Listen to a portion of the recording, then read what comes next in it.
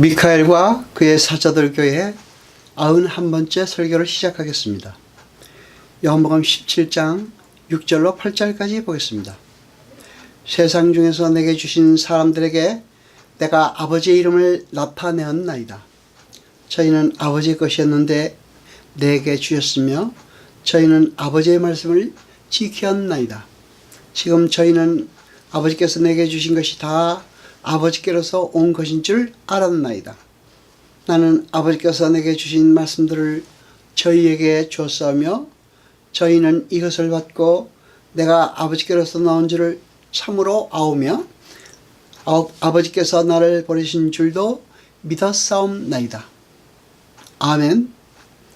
우리는 이 역사가 하나님도 알지 못했던 아담과 하와의 우발적 범행에 의해서 시작된 것이라고 생각해서는 안 됩니다. 이 모든 역사의 현실은 전부 하나님의 계획 속에 들어있던 것이었습니다. 하나님은 하나님의 은혜를 떠난 도덕적 피조물의 상태를 죄와 악으로 규정하시고 창세 전에 택함을 받은 하나님의 백성들이 하나님 절대 의존적 존재로 회복되어 영원히 반역과 모방과 교만이 없는 새 하늘과 새 땅이 결국 완성될 것임을 설명하시기 위해 창세기의 아담과 하와의 범죄로부터 시작하여 예수 그리스도의 십자가, 그리고 멸망의 자식 유다, 그리고 우리 성도의 신앙생활, 그리고 인류 역사의 종국 등을 설명용 소품으로 사용하셔서 그 구속의 전 과정을 우리에게 설명하시는 것입니다. 그것이 우리 삶 속에서 자기 부인으로 나타나고 있는 것입니다. 그러니까 이 인류의 역사는 결국 하나님과 하나님 백성들의 하나됨이 성취되는 하나님 앞에서 모든 피조물의 자아가 부인되고 하나님의 생명력만 존재하게 되는 새 하늘과 새 땅을 향하여 수렴되고 있는 것입니다.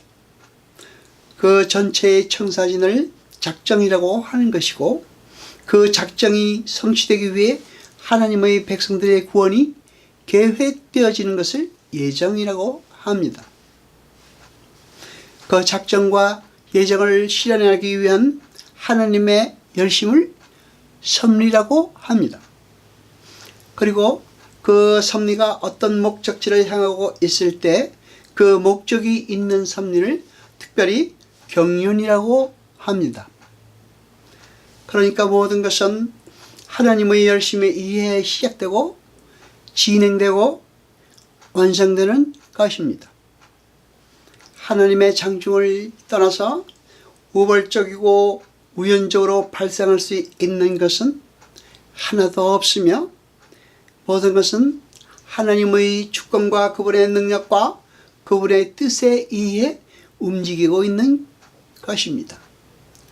그리스도인이란 창세전에 하나님의 위대한 작정 속에서 이미 새 하늘과 새 땅의 주인으로 택해진 사람들입니다. 주님은 그들에게만 아버지를 나타내셨습니다. 그런데 아버지가 아니라 아버지의 이름을 나타내셨습니다. 그런데 의아한 것은 예수님의 기도에 쓰인 동사의 시제들은 미래가 아니라 완료, 부정, 과거 시제들입니다. 예수님이 십자가를 지시고 부활 승천하신 후에 교회는 그렇게 될 것이다 라고 말씀하시는 것이 아니라 이미 그렇게 되었다고 말씀하신단 말입니다. 예수님은 당신이 십자가를 지시기 전에 하나님의 백성들이 이미 하나님의 말씀을 다 지켰다고 하십니다. 동사의 시제로 직설법 완료 시제가 쓰였습니다. 그 말은 제자들이 예수님의 말씀을 받고 예수님이 하나님 아버지로부터 나온 분임을 알고 하나님 아버지가 주님을 보내신 것을 믿은 사건은 이미 과거에 영 단번에 일어나는 일이라는 것입니다. 히브리서 12장 2절을 보겠습니다. 믿음의 주요 또 온전케 하시는 이인 예수를 바라보자. 아멘. 여기에서 믿음의 주라고 번역된 헬라어가 알케고스입니다. 알케고스는 통치자, 지배자라는 뜻입니다. 예수님은 믿음을 시작하시고 지배하시는 분이시라는 뜻입니다. 그분이 믿음의 주인이시라는 것입니다. 그리고 온전케 하시는 이라고 번역된 텔레오테스는 완성자라는 뜻입니다. 그러니까 믿음은 예수님에 의해서 시작되고 예수님에 의해서 지배되며 예수님에 의해서 완성된다는 것입니다. 갈라디아서 2장 20절을 보겠습니다. 내가 그리스도와 함께 십자가에 못 박혔나니 그런즉 이제는 내가 산 것이 아니요 오직 내 안인 그리스도가 사신 것이라. 이제 내가 육체 가운데 사는 것은 나를 살아사 나를 위하여 자기 몸을 버리신 하나님의 아들을 믿는 믿음 안에서 사는 것이라. 아멘. 하나님의 아들을 믿는 믿음 안에서를 헬라어 원문에 맞게 다시 번역하면 하나님의 아들의 믿음 안에서입니다. 이 말은 믿음이라는 것이 우리의 것이 아니라 하나님 아버지의 것이며 그 하나님의 믿음에 의해 우리가 하나님의 백성으로 완성되어져 가고 있는 것입니다. 따라서 믿음은 분량을 잴 수 있는 것도 아니고 여러 가지 종류가 있는 것도 아닙니다. 그러니까 누구는 믿음이 좋다는 등 누구는 믿음이 적다는 등 그런 말은 타당치 않는 말인 것입니다. 여러분, 믿음은 한 믿음이며 한 번에 주어집니다. 마태복음 21장 21절로 22절까지 보겠습니다. 예수께서 대답해 가라사대 내가 진실로 너희에게 이르노니 만일 너희가 믿음이 있고 의심치 아니하면 이 무화과 나무에게 된 이런 일만 할 뿐 아니라 이 산더러 들려 바다에 던지오라 하여도 될 것이요 너희가 기도할 때 무엇이든지 믿고 구하는 것은 다 받으리라 하시니라. 아멘. 여기도 보면 제자들이 믿음이 없다고 딱 잘라 말씀하시면서 만일 그들에게 믿음이 있으면 산을 들어 바다로 던질 수도 있다고 말씀하십니다. 따라서 제자들을 비롯하여 역사를 살다간 모든 믿는 자들은 결국 겨자씨만한 믿음도 없이 살다가 간 것이 되는 것입니다. 그런데 겨자씨는 예수님 당시에 히브리 사람들에게 있어서 그것보다 더 작은 것이 없을 만큼 작다는 것을 강조할 때 종종 비유로 쓰던 것이었습니다. 따라서 겨자씨만한 믿음도 없다는 것은 믿음이 아예 없다는 말과 동일한 말인 것입니다. 그렇다면 제자들을 포함한 모든 성도들은 믿음도 없이 구원을 받았다는 말인가요? 아닙니다. 성경은 분명 믿음이 없이는 구원에 이를 수 없다고 명확하게 잘라 말하고 있습니다. 에베소서 2장 8절을 봅니다. 너희가 그 은혜를 인하여 믿음으로 말미암아 구원을 얻었나니 이것이 너에게서 난 것이 아니요 하나님의 선물이라. 아멘. 보다시피 구원은 믿음으로 말미암습니다. 그런데 유세리로 믿는 자는 겨자씨만한 믿음도 없습니다. 예수님은 일련의 말씀들을 통하여 예수님과 우리의 믿음의 정의가 다르다는 것을 주지시키고 계신 것입니다. 예수님은 어떤 곳에서는 믿음을 수식하는 말로 겨자씨 같은 어구를 사용하시고 어떤 곳에서는 예수님이 믿음의 분량을 말씀하신다고도 하고 어떤 곳에서는 믿음의 질을 설명하시는 것이라고도 하는데 여러분 사실은 그 원어는 같은 것입니다. 그것은 질이어도 상관이 없고 양이어도 상관이 없습니다. 그리고 그 호스라는 부사는 두 군데 다 사용되었습니다. 여러분 믿음이라는 것은 그러한 예수님의 공로 앞에서 무력한 자신들을 인정하고 십자가만 꼭 붙드는 티끌의 삶이라는 게 변화산 아래의 귀신 들린 아이의 치유 사건이 함의하고 있는 내용입니다. 그러니까 믿음은 우리가 생산해내서 우리 안에 쌓아놓고 우리가 능력으로 발휘할 수 있는 것이 아닙니다. 오히려 하나님의 은혜 앞에서 자신의 무력함을 인정하고 저는 하나님의 은혜 없이는 단 한순간도 존재할 수 없고 살아갈 수도 없습니다 라는 자리에 서는 것을 말합니다. 그것이 믿음입니다.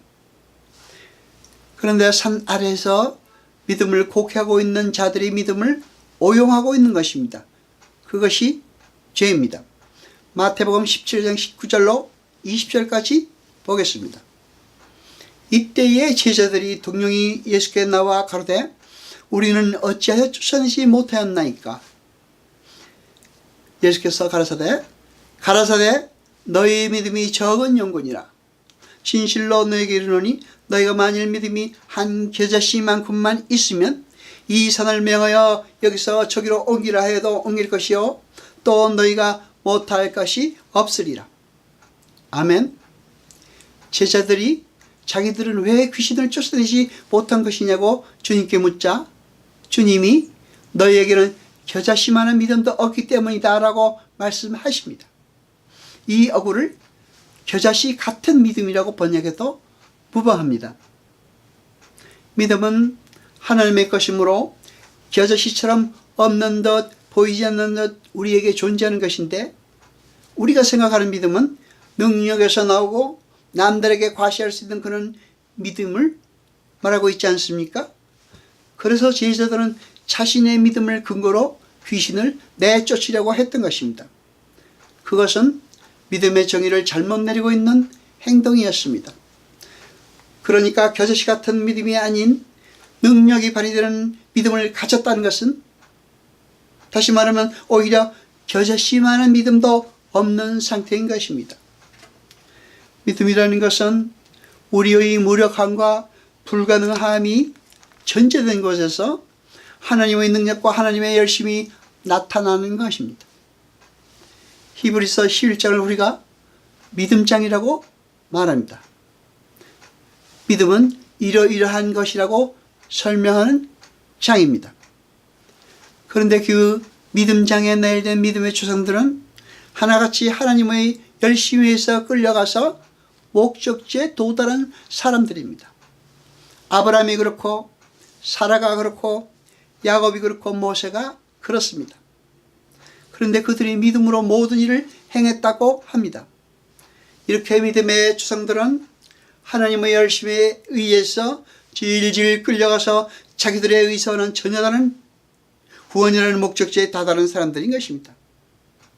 따라서 믿음이라는 것은 하나님께서 당신의 목적인 하나님 나라를 완성하시기 위해 이 역사 속에서 행하시는 모든 역사를 믿음이라고 하는 것입니다. 그러니까 믿음은 우리의 것이 아니라 하나님의 것입니다.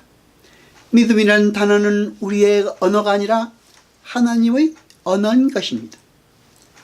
창세기부터 요한계시록까지의 모든 작전과 예정이 다 하나님의 믿음인 것입니다. 그 믿음에 의해 우리는 하나님의 백성으로 지어져 가는 것일 뿐입니다. 그리고 그러한 하나님의 믿음에 의해 우리가 하나님을 신뢰하는 자로 지어져 가는 그 과정을 주관적 믿음의 성숙이라고 말합니다. 그래서 사도 베드로도 믿음을 하나님의 능력으로 보호하심을 입는 것이라고 말했던 것입니다.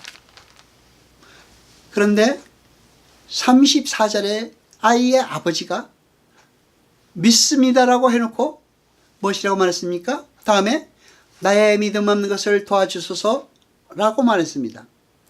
그랬더니 귀신이 나갔습니다. 귀신이 내쫓김을 당한 것입니다. 귀신은 믿음에 의해서 나가는데 나는 믿음이 없습니다. 그랬더니 귀신이 나갔습니다. 그것이 믿음입니다. 기도도 마찬가지입니다. 예수님은 제자들에게 너희에게 겨자씨 같은 믿음이 없어서 귀신이 나가지 않은 것이라고 하시고, 또 기도와 금식 외에는 이런 것이 나가지 않는다라고도 하셨습니다. 기도와 금식은 하나님 앞에서 자신의 티끌됨을, 겨자씨됨을 인정하는 것입니다. 그래서 주님이 기도가 무엇인지 아는 자는 기도할 때 이미 받은 줄로 알라고 여기라고 말씀하셨던 것입니다. 믿음은 그렇게 우리 자신이 겨자씨보다 작은 티끌임을 인정하고, 그래서 우리는 예수님의 십자가 굽는 의지하여 믿음을 선물로 받을 수밖에 없는 자라는 것을 고백하는 것을 말합니다. 믿음은 우리의 언어가 아닙니다. 믿음은 하나님의 언어이며 하나님의 행위이며 하나님의 열심입니다. 여호와 아버지 하나님 거룩하시며 세세토록 영원한 찬송 받으셔서 말씀을 들 때 깨닫게 하시고 우리로 진리를 알게 하소서. 이 모든 것 감사드리며 우리 주 예수 그리스도 이름으로 기도드리옵나이다. 아멘.